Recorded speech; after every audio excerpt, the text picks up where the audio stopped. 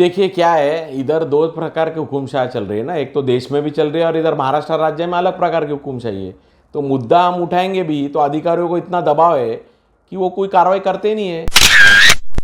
अभी 42 करोड़ का आपने बोला, 42 करोड़ का हमने एक्सपोज किया ना। देखिए कार्रवाई होने नहीं वाली हमको भी मालूम है, क्योंकि कार्रवाई करेगा कौन? बीजेपी ये सिर्फ कुटकट टेंडर लेने के लिए 100 करोड़ का एक दूसरे पे आरोप किए, एक दूसरे के इन्होंने कपड़े फाड़ने बाकी थे, इतने नीचे के लेवल पे आरोप किए और अब इलेक्शन में सब साथ में घूम रहे। एक तरफ समझो भारतीय जनता पार्टी मोदी जी के चेहरा आगे करके वोट मांगते, लेकिन आप स्थानिक लेवल पे क्या करते हो बताइए? स्थानिक लेवल पे एक भाजपा का आमदार इधर फायरिंग करता है, उसको पार्टी से निकाला नहीं जाता है, फिर इन लोग कौन सा पार्टी विद डिफरेंस की बात कर रहे हैं? कॉर्पोरेशन है, कोई गोल्डन गैंग बैठती है, फिर इन लोगों का काम है कि बस कॉन्ट्रैक्ट लाने के।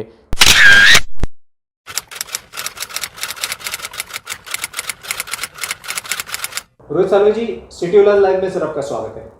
नमस्ते, थैंक यू। रोहित जी, उल्लासनगर में एक समय था जब उल्लासनगर को कांग्रेस पार्टी का गढ़ माना जाता था, जहां से दुनीचंद कालानी जी, पप्पू कालानी जी, हरदास माखीजात जी, मालती करोतिया जी जैसे दिग्गज नेता हुए। पर अब पिछले कुछ एक 8 से 10 साल में हम देख रहे हैं कि कांग्रेस का जो ग्राफ है वो उल्लासनगर में तेजी से गिरा है सर। तो इसका एक मुख्य कारण आप अगर बताएं, इस पर रोशनी डालें तो अच्छा।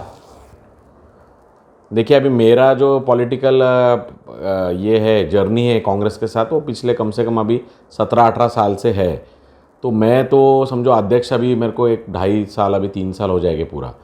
तो इसके पहले का जो राजकारण है, जैसे हम लोग खुद फर्स्ट टाइम जब मेरी माता जी चुन के आई थी तो कोणार्क विकास आघाड़ी करके बनी थी, मतलब वो कांग्रेस में आ गए थे। हम लोग तो ओरिजिनली कांग्रेस है, हमारा कोणार्क से कोई कंसर्न नहीं था। तो उस टाइम में कोणार्क के कुछ उनके कैलकुलेशन और कांग्रेस साथ में मिलके मेरे ख्याल से 9 सीट तभी चुन के आई थी। और हाँ, उल्लासनगर एक कांग्रेस का भी गढ़ था, कलानी जी खुद नगर अध्यक्ष थे, हरदास माखीजा रह चुके। उसके बाद में अभी देखिए इसमें तो साहजिक बात है कि नेतृत्व की भी विषय रहता है, शहर का नेतृत्व कैसा है, और कहीं पार्टी की भी काफ़ी सारी गलतियां है, ये मैं एक्सेप्ट करूंगा। क्योंकि हम लोग अभी जब से हम लोग अध्यक्ष, मैं तो हमेशा पार्टी को बोलता हूँ कि आपने सिर्फ उल्लासनगर की बात नहीं है, ये पूरे ठाणे जिले में आप देखेंगे या कोकण में आप ओवरऑल देखेंगे तो कांग्रेस हल्लू हल्लू कमज़ोर होती गई, क्योंकि कहीं ना कहीं पार्टी ने भी इतनी तरह से ध्यान दिया नहीं। या अलायंस में एनसीपी के पास ये सीट होती थी, ये मोस्टली ये बेल्ट एनसीपी का होता था। वो टाइम में कतोरे साहब एनसीपी में थे, आगे जाएंगे अब तो एनसीपी के खासदार रहते थे। तो इसके वजह से पार्टी ने जैसे कि बांट के लिया था कि विदर्भ और वो कांग्रेस का रहेगा और यहाँ पे एनसीपी रहेगी। तो ये इसके वजह से ये पार्टी की ओवरऑल कमजोरी हुई है। और वो पार्टी को अभी ध्यान में आया है कि कोकण एक बहुत बड़ा बेल्ट है, 24 एमएलए आते हैं इसमें। तो ये कोकण में बहुत अच्छे से, खास करके नाना भाऊ पटोले रहेंगे, बाबा साहब थोरात रहेंगे, इन्होंने जब से आए हैं तो बहुत अच्छे से सिस्टमेटिक वे से संगठन को अभी वापस से बनाना चालू किया है। रोहित जी, ऐसा कई बार देखा गया है कि आपके द्वारा और आपकी पार्टी के द्वारा कई सारे मुद्दे उठाए जाते हैं, जैसे कि 42 करोड़ के टेंडर का मुद्दा हो गया, सनदों का मुद्दा हो गया, और उसके बारे में इलीगल कंस्ट्रक्शंस का मुद्दा हो गया, या प्रशासन जो गलत तरीके से टेंडर्स पास करते हैं उनका मुद्दा उठाया जाता है आपके द्वारा। पर कई बार कई सारे मुद्दे जो है वो रिजल्ट से आते आते रह जाते हैं, या फिर उनकी जो स्पीड है, उनके खिलाफ जो प्रदर्शन है या उनके खिलाफ जो पेपर वर्क है उसको स्लो कर दिया जाता है। तो सर इसके पीछे क्या कारण आप बताएंगे? नहीं, अभी देखिए क्या है, इधर दो प्रकार की हुकुमशाही चल रही है ना। एक तो देश में भी चल रही है और इधर महाराष्ट्र राज्य में अलग प्रकार की हुकुमशाही है। तो मुद्दा हम उठाएंगे भी तो अधिकारियों को इतना दबाव है कि वो कोई कार्रवाई करते नहीं है। लेकिन देखिए मैंने अधिकारियों को हमेशा बोलता हूँ, आपके चैनल से माध्यम फिर से बोलता हूँ, हम लोग ने भले मुद्दा उठाया, उसके सारे पेपर वर्क हम क्या रेडी है। अभी देखिए जो व्यापारियों का टैक्स का जो था, रेंटल टैक्स का, वो मुद्दे पे हम लोग उपोषण तक बैठे, आखिर में वो फाइनलाइज स्टेज पे भी आ गया था, फिर उसमें पॉलिटिक्स आ गया और वो बंद हो गया।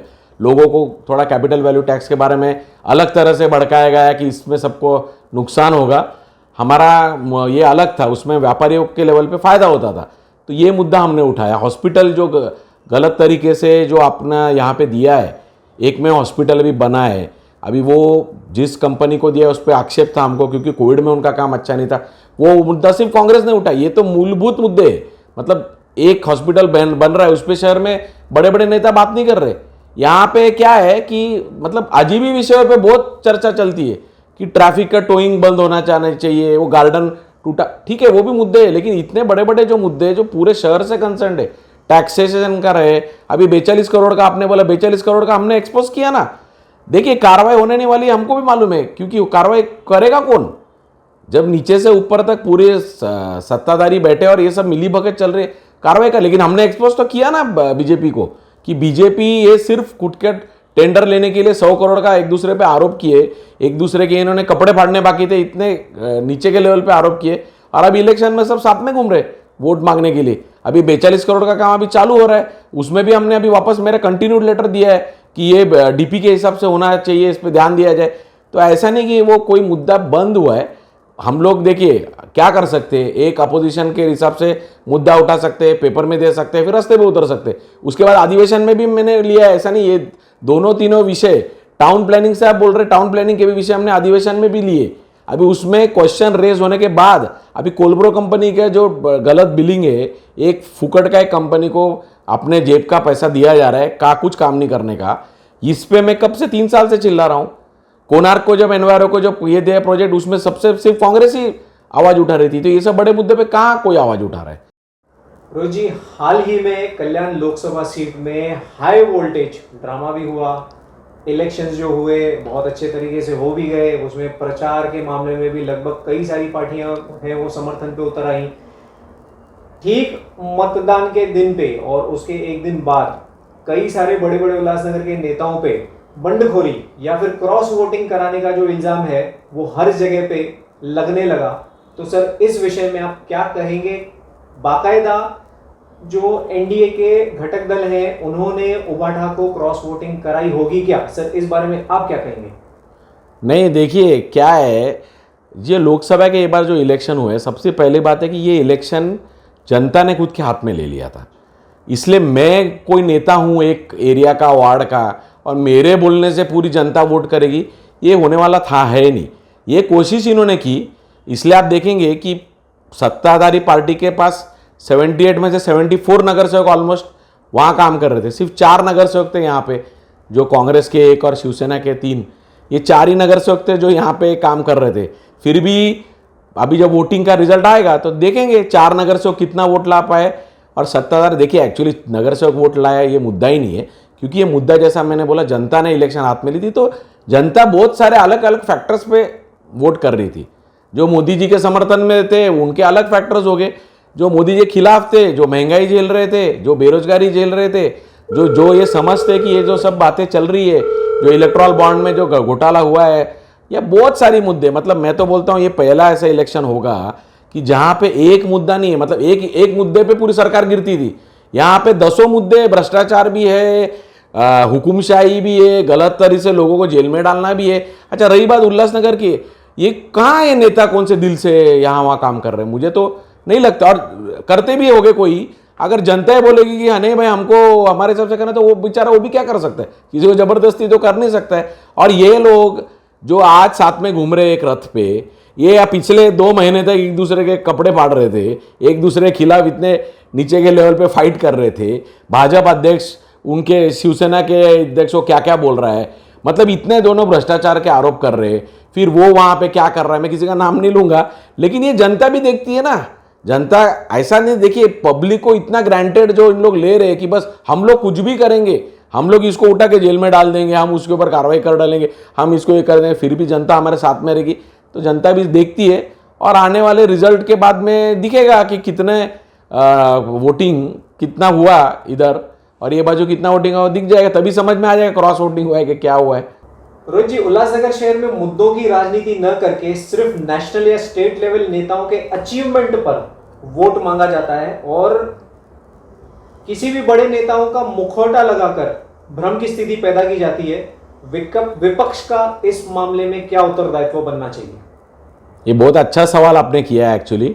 मतलब देखिए, एक तरफ समझो भारतीय जनता पार्टी मोदी जी के चेहरा आगे करके वोट मांगते, लेकिन आप स्थानिक लेवल पे क्या करते हो बताइए। स्थानिक लेवल पे एक भाजपा का आमदार इधर फायरिंग करता है, उसको पार्टी से निकाला नहीं जाता है, फिर इन लोग कौन सा पार्टी विद डिफरेंस की बात कर रहे हैं। एमएलए पे उस पर कार्रवाई नहीं होती, यहाँ पे एक आरोपी या जिनके ऊपर आरोप है वो अध्यक्ष है, उन्होंने 100 करोड़ का आरोप शिवसेना पे किया, तो उस पर क्यों नहीं फिर कार्रवाई कर रहे, ईडी या इनकम टैक्स के लेवल पे क्यों कार्रवाई नहीं हो रही? तो देखो, आप सिर्फ ऊपर के लेवल के ऊपर ही भरोसे पे हो, स्थानिक लेवल पे आपका काम क्या है? उल्लासनगर की परिस्थिति आज क्या है बताइए मुझे। आरोग्य की सुविधा का इधर प्रॉब्लम है, आज मतलब बेसिक प्रॉब्लम्स अभी भी है, पानी की समस्या झेल ही रहे हम लोग। अभी हॉस्पिटल अभी चालू है, उसका रिजल्ट अभी तक दिख नहीं रहा है। ये जो रोड्स आप देख रहे हैं एमएमआर के जो चल रहे हैं, ये भी महाविकास आघाड़ी उद्धव ठाकरे साहब जब सीएम थे उसी टाइम में पास हुए हैं। स्पोर्ट्स की यहाँ पे फैसिलिटीज़ नहीं है। एनवायरनमेंट के लिए हम लोग चिल्ला चिल्ला के हर हाउस में मैं नवाल्दुनी नदी का मुद्दा लेता हूँ, फिर झाड़ इधर कट, तो पोल्यूशन का लेवल इतना हाई है, इसलिए शहर से लोग छोड़ के जा रहे हैं। तो मैं यही बोलता हूँ कि अगर वोटिंग आप कर रहे हो तो कृपया करके सिर्फ बड़े चेहराओं को नाम पे न दे, मतलब इवन अगर आप हमारी तरफ से वोटिंग हो तो राहुल गांधी जी ने क्या किया है या मनमोहन सिंह जी ने क्या किया है वो ना होते हुए अगर हमारा स्थानिक कांग्रेस का कार्यकर्ता या पदाधिकारी क्या कर रहा है पार्टी के लिए, तो ये एक्चुअली यही डेमोक्रेटिक इलेक्शन प्रोसेस है कि we have to choose a candidate, and अगर हम कैंडिडेट अच्छा चूज करेंगे तो वो पार्टी बनेगी। यहाँ क्या हो रहा है कि प्रोसेस इन लोग ने चेंज कर दिया है, इसको इलेक्ट्रल मतलब क्या बोलते हैं, प्रेसिडेंशियल इलेक्शन का फॉर्म बीजेपी ने लाया है कि आपका सीएम कैंडिडेट डिक्लेयर करो, पीएम कैंडिडेट आपका कौन है। ऐसा इलेक्शन, ऐसा प्रोसेस ही नहीं है हमारे इलेक्शन का। हमारा इलेक्शन ऐसा है कि जनता उम्मीदवार को चुनेगी, उम्मीदवार पार्टी का जो जिसका मेजॉरिटी होगी वो डिसाइड करेंगे उनका लीडर सीएम होगा या पीएम होगा, वो कौन होगा।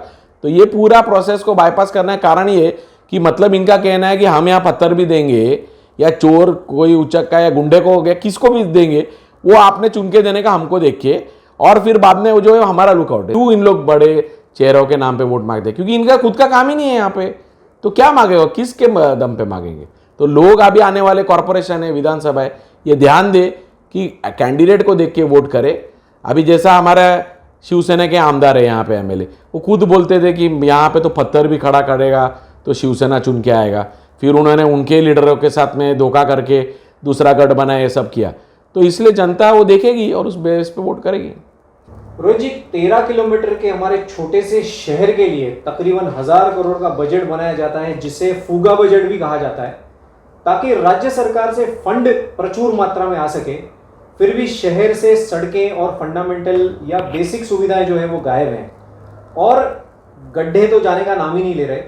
सर, क्या कहेंगे शहर की इस बर्बाद और नेताओं की हमेशा आबाद परिस्थिति पर? क्या शहर के लिए यही कहानी हमेशा लिखी जाएगी?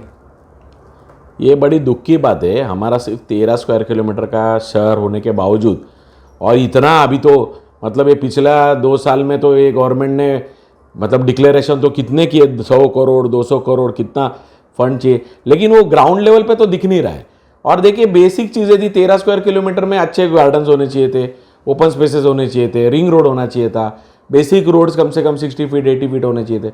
तो ये सिर्फ फंड क्या है, ये सिर्फ डिक्लेरेशन 100 करोड़ आ गया, उसी पे लोग ताली बजाए, अरे वाह वाह 100 करोड़, अरे 100 करोड़ आया, लेकिन उसका जनते तक क्या फायदा हुआ?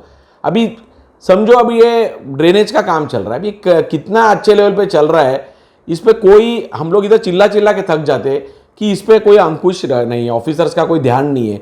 अगर अच्छे से इंप्लीमेंट नहीं होएगा तो पैसा सब वेस्ट है। तो ये क्या है, ये एक प्रोसेस चालू हो गया है। अभी क्या है, वो बोलते हैं, फिर वो टेंडरिंग प्रोसेस में ये जैसा 42 करोड़ में ये जब नाटक किया खुद कॉन्ट्रैक्ट लेने के लिए, तो ये सारी प्रोसेस ये है उल्लासनगर में। ये देखे कि सिर्फ कॉन्ट्रैक्ट लाने का और फिर उसका ढोल पीटने का, और फिर उसका अभी जैसा वाटर पाइपलाइन का भी कोणार्क ने काम किया, तो कहाँ रिजल्ट है उसका? उन्होंने नए लाइन सब जगह पे डाले ही नहीं, जूने लाइन नए लाइन कनेक्ट किए। तो ये इम्प्लीमेंटेशन अच्छे से नहीं होने की वजह से वापस वही पानी का प्रॉब्लम अभी वापस से 100-125 करोड़ का उसको दिया है। तो मेरा कहना ये है कि ये कब तक हम लोग बोझ सहेंगे? अच्छा, एमआईडीसी का इतना बड़ा इन्होंने बोलते हैं माफ़ कराया, एमआईडीसी का जो बिल था जिसका से टैक्स, तो फिर उसका फ़ायदा जनता को दिया, क्या टैक्स कम किया? क्या हाउस टैक्स में कमी करनी चाहिए थी? फिर इतना बड़ा बिल माफ़ हुआ तो टैक्सेशन तो बढ़ ही रहा है, जनता टैक्स भर रही है, लेकिन मूलभूत सुविधा उन तक पहुँच नहीं रही है। तो ये जो इसके लिए क्या है, एक आने वाले कॉरपोरेशन में जैसा मैं बोला, कैंडिडेट्स को देख के लोग वोट करें, पार्टी को देख के नहीं करें, और उसके हिसाब से आप अगर ओवरऑल चेंज चाहते हैं तो अच्छे लोगों को इस कॉरपोरेशन में भेजें। तो ही आपको, मतलब मेरा कहना है कि इन जनरल अगर नीयत अच्छी रहेगी और शहर का काम होगा तो इसका इफेक्ट पूरे काम में दिखेगा। आपने पिछले विधानसभा में अंबरनाथ सीट से चुनाव लड़ा था, पर अब अचानक से अंबरनाथ कांग्रेस के कई पदाधिकारियों ने कांग्रेस का साथ छोड़ा है। तो क्या सर इस बार आप अंबरनाथ कांग्रेस को रिवाइवल मोड में लाके एक नई जान फूकेंगे और फिर से चुनाव लड़ने के इस बार इच्छुक हैं विधानसभा के? हाँ, विधानसभा का तो हमने लास्ट टाइम मैंने इतने कठिन परिस्थिति में इलेक्शन लड़ा था, तभी तो काफ़ी पार्टी का भी डाउनफॉल था, संगठन नहीं था, हमारा कोई नेता भी आया नहीं पूरे प्रचार में, मतलब क्योंकि वो सब अपने अपने इसमें परेशान थे, तो काफ़ी कठिन परिस्थिति में हम लोग लड़े थे। फिर भी हम लोग करीबन 32,000 वोट मेरे को मिले थे, प्लस डमी राष्ट्रवादी, एक्चुअली हमको 37,000 वोट मिले थे, तो 22,000 का ही फ़र्क था हम लोग में। तो हाँ, कुछ लीडर्स चले गए, लेकिन सभी लीडर्स गए ऐसा नहीं है, जो बताया जा रहा है मीडिया के थ्रू कि पूरा कांग्रेस अंबरनाथ की चले, ऐसा नहीं है। और अभी कुछ लोग जो गए हैं वो क्यों गए, क्या है, उनके अलग अलग इश्यूज़ है। ये आने वाले समय में, ये बस 4 तारीख को रिजल्ट आने दीजिए, इसके बाद बहुत सारा चीज़ें चेंज हो जाएगी, ये हमें उम्मीद है। और बेसिकली यहाँ पे जो वोटर है वो कांग्रेस को मानने वाला वोटर है पूरे अंबरनाथ विधानसभा क्षेत्र में, आप देखेंगे, क्योंकि सभी लोग जो है, इवन मतलब ऐसा गलत भावना बताते हैं कि कांग्रेस सिंधी कम्युनिटी कांग्रेस का मानती नहीं, ऐसा बिल्कुल नहीं है। हमारे पास, हमारे पार्टी में इतने पदाधिकारी है जो सिंधी समाज से है। आज आप व्यापारी, आज हम लोग रैली कर रहे थे, आप व्यापारियों में पूछिए, अगर आप मिडिल क्लास व्यापारियों में, जो सर्वसामान्य, जो उल्लासनगर की जो रीढ़ की हड्डी, जो सर्वसामान्य व्यापारी है, जो ये पूरे बाजार में बैठता है, उनको आप पूछिए, वो मानते हैं कि 2014 के बाद में हमने कोई कमाई की नहीं। जीएसटी और नोटबंदी के बाद जो व्यापार ठप हुआ है वो आज तक उठ नहीं पाया है। तो ये देखिए, बीजेपी, भारतीय जनता पार्टी, ये एक क्रोनी कैपिटलिज्म वाले लोग हैं। जैसा ये सिर्फ अडानी अंबानी बड़े बड़े, जैसा हमारे राहुल जी हमेशा बोलते कि 22 उद्योगपतियों के पास, देश के 70 करोड़ लोगों के पास जितना धन है उतना 22 उद्योगपतियों के पास है। यहाँ के नेता क्या कर रहे हैं? कुछ ही कॉन्ट्रैक्टर आज काम कर रहे हैं। आप पीडब्ल्यूडी में जाएंगे तो 2-3 ही नाम है, झापी है, कौन सा है, और वो जय भारत है, 2-3 लोग फिक्स काम करेंगे। ये जो ड्रेनेज का काम है, नाले सफाई का, वो एक फिक्स कॉन्ट्रैक्टर काम करेगा। बाकी कोणार्क और ये जो बड़े, तो इसमें मुझे बताइए, आज उल्लासनगर के जो छोटे छोटे कॉन्ट्रैक्टर जूने, मैं कितने लोगों को जानता हूँ जो इतने सालों से कॉन्ट्रैक्टर, आज वो बेचारे उनके सामने हतबल हो गए, उनको उनसे जाके काम लेना पड़ता है। मतलब जबरदस्ती झापी और ये सब कंपनीज पूरा काम ले लेंगे, फिर सब कॉन्ट्रैक्ट इनको देंगे, तो ये भी तो क्रोनी कैपिटलिज्म ही हो गया। जी, डंपिंग ग्राउंड का ज्वलंत मुद्दा आपके क्षेत्र में ही आता है, तो अभी के जो आमदार जी हैं उन्होंने कई बार वादे किए हैं कि डंपिंग ग्राउंड में हटा के रहूंगा, पर उस मामले में कुछ हो नहीं रहा है। तो क्या आपको ये लग रहा है कि अभी आमदारगी का जो चुनाव आएगा, डंपिंग ग्राउंड का विषय बहुत बड़ा मुद्दा बन के इस चुनाव में हो सकता है रिजल्ट्स को फर्क मिला दे? नहीं, 100% ये डंपिंग ग्राउंड का, आप विधानसभा तक क्यों जा रहे हो, लोकसभा में उसका इफेक्ट दिखेगा। काफ़ी लोगों ने, आपको मालूम है, नोटा का ऑप्शन दिया था, हमने उनको बोला नोटा मत कीजिए, नोटा से नहीं होएगा, उससे अच्छा जो कर सकते हो बताए, क्योंकि पिछले 5 साल पहले इन्होंने प्रॉमिस किया था कि डंपिंग ग्राउंड हम लोग हटाएंगे, और अभी नेक्स्ट इलेक्शन आ गए 5 नंबर में, और आपको हम लोग, हमारे रैलीज में हम लोग थ्रू आउट 5 नंबर में डंपिंग के मुद्दे पे बात कर रहे थे। हमारे जो उम्मीदवार थे वैशाली दरेकर, उन्होंने भी इस मुद्दे को बार बार ये किया था, क्योंकि डंपिंग ग्राउंड से हेल्थ इश्यूज जो हो रहे, और जो प्रॉमिस इन्होंने किया था, अभी हर बार बोलते जमीन हो गया, एक्विजिशन हो गया, बोलते कंपाउंड हो गया। देखो, पब्लिक को ये सब बातें से नहीं समझ में आता है, काम हुआ हाँ या नहीं, अभी बना या नहीं बना। अभी स्टेडियम उधर दशहरा मैदान पे बन रहा था, कुछ नहीं हुआ उसका। वीटीसी का स्टेडियम बन रहा था, उसका कुछ नहीं हुआ। तो ये एमएलए तो ये पूरे 4 नंबर 5 में तो टोटली फेल है ही। इसका मैं बोल रहा हूँ ना आपको, विधानसभा तो दूर है, ये लोकसभा में यहाँ पे वोटिंग में उसका इम्पैक्ट आपको दिखेगा।